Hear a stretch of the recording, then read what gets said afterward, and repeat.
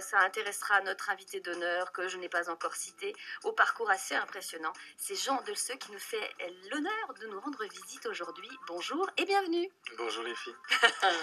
Bonjour l'homme.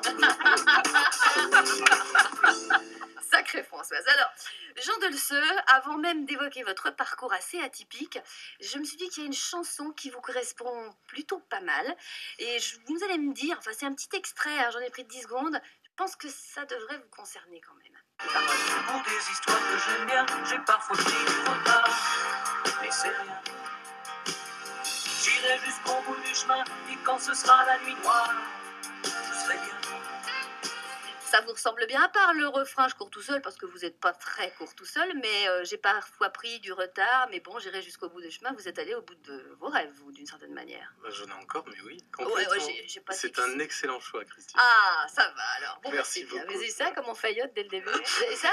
Bah oui, je vois ça. Alors, Jean Delceux, vous êtes conférencier, vous êtes voyageur en histoire de l'art. Conférencier voyageur en histoire de l'art, c'est le terme complet. Vous êtes malouin et ça fait plaisir à Françoise. Ah, il y a de l'écho, hein. Malouin de naissance, mais vous êtes un vrai breton parce que enfance à Quimper, puis Lorient, installation à Rennes.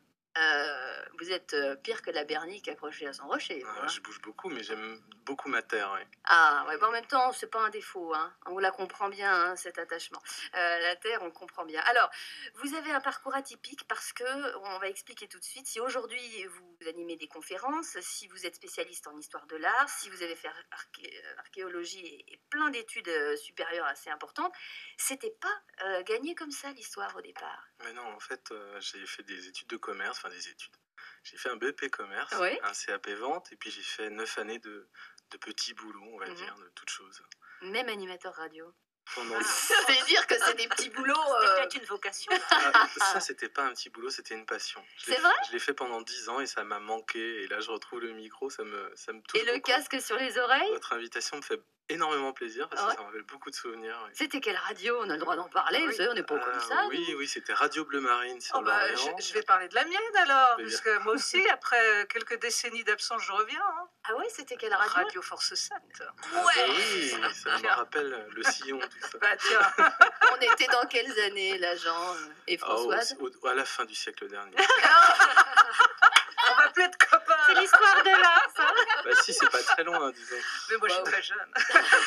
Mais bien sûr, il n'y a aucun souci là-dessus. Enfin, en tout cas, voilà, vous avez fait plein de petits boulots, vous avez donc fait de la radio, vous retrouvez le casque sur les oreilles, ça vous va très bien, il faudra y repenser. Merci. Bon, et puis, pourquoi je dis que c'était pas gagné comme ça, l'histoire? Parce que le bac était passé un peu au loin, quoi. Bah disons que j'ai pas passé le bac, je suis jamais allé au lycée, j'ai arrêté en 3e, puis Ouais. après BEP commerce, CAP vente.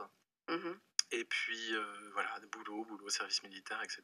Alors, on peut se demander comment d'un seul coup on peut se trouver maître de conférence, histoire de l'art, enfin ça impressionne un peu, quoi. Hein. Ah, mais c'est parti d'une critique, en fait. J'étais chez un ami il y avait un ami qui était à table, que je ne connaissais pas, et qui lui a dit « Mais comment tu fais pour avoir un ami qui n'a même pas le bac ?» Voilà, là.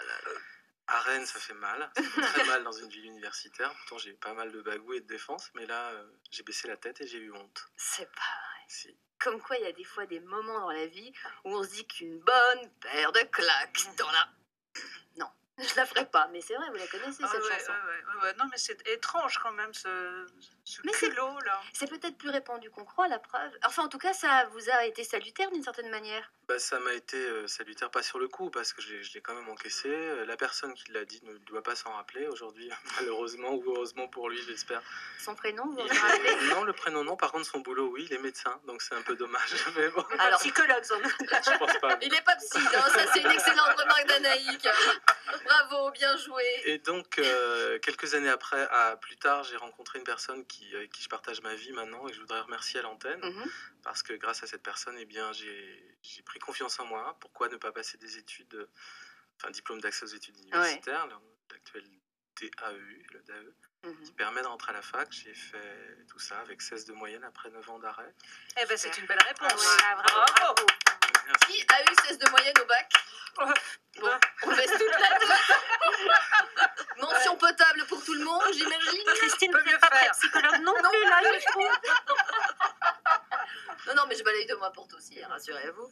Et puis donc, donc, à ce moment-là, le président de la fac m'a dit qu'est-ce que vous voudriez faire si vous n'aviez pas d'obstacle, quoi. Je lui ai dit honnêtement, Indiana Jones, archéologue, tant qu'à faire. Ouais, il a un petit air. Ouais. Ça aurait dû venir avec le chapeau. La couleur de la chemise. Déjà. Alors, je vous fais la musique parce que je suis très douée pour la musique.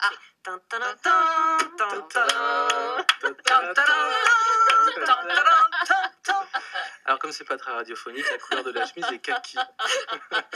Bon, je pense quand même que c'est que de bien Indiana Jones. Et puis, à partir de là, vous avez commencé à coacher différents étudiants. Et puis, désormais, alors vous animez différentes conférences. On va avoir le temps de revenir sur votre parcours dans cette émission, mais je voulais que vous nous donniez au moins le point de départ de tout ça. Le déclic, c'est une critique. Et j'ai rebondi quelques années après. Et puis, vous imaginez si vous aviez eu la tête près du bonnet, vous lui auriez juste démonté la mâchoire et aujourd'hui, vous ne seriez peut-être pas... Ça serait peut-être arrêté. Donc, merci, finalement. C'est ça. Mais tout ce qui tue pas rend plus fort, il paraît. Vous avez entendu ce truc-là? C'est vrai. Eh ben, c'est pour ça qu'on est aussi balèze, nous.